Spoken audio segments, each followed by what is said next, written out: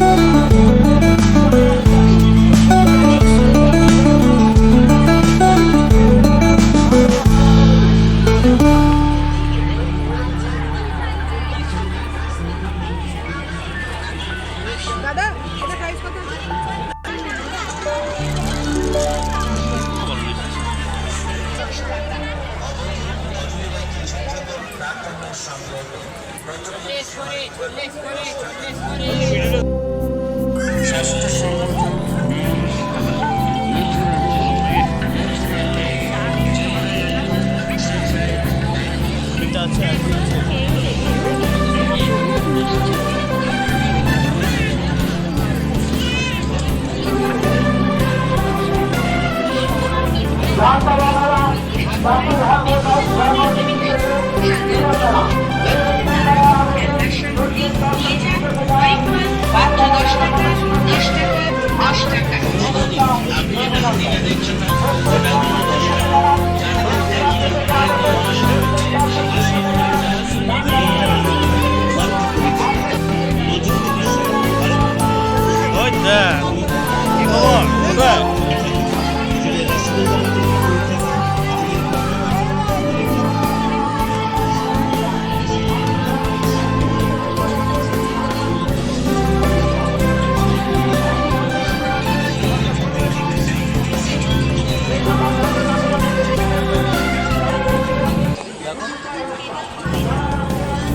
দেখো ফ্রেন্ডস, এরপরে আমরা বাইরে বেরিয়ে আর একটা শপে এসেছি।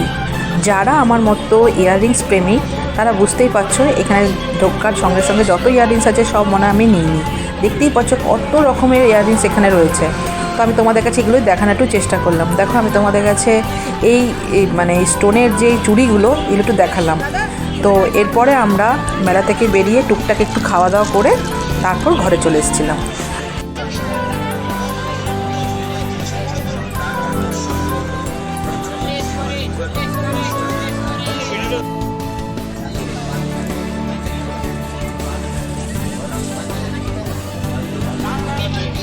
আরেকটা দোকান আছে এই মেলাতে, যেটা আমি ভিডিওতে শেয়ার করেছি, যেটা হচ্ছে বেতের দোকান। বেত জানি না তোমাদের কেমন লাগে, কিন্তু আমার বেতের সমস্ত জিনিস খুব ভালো লাগে। এখানে বেতের অনেক রকম চেয়ার, সোফা, তারপর হচ্ছে দোলনা, এমন আরাম চেয়ার সব কিছু ছিল। তো একটুখানি দেখলাম।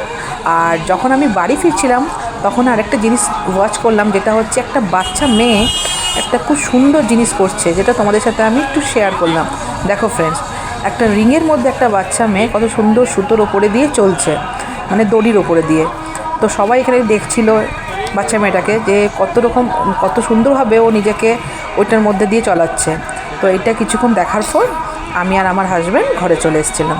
তো এই ভিডিওটা যদি ভালো লাগে তো প্লিজ ফ্রেন্ডস লাইক করে দিও, আর কমেন্টে একটু জানিও, তাহলে তো আমি বুঝতে পারবো তোমাদের কেমন লাগছে আমার ভিডিও। তো ঠিক আছে ফ্রেন্ডস, তো আমি এবার চললাম, টাটা। রেকর্ড হয়ে গেলে এটা বন্ধ করে দিন বাই চান্স।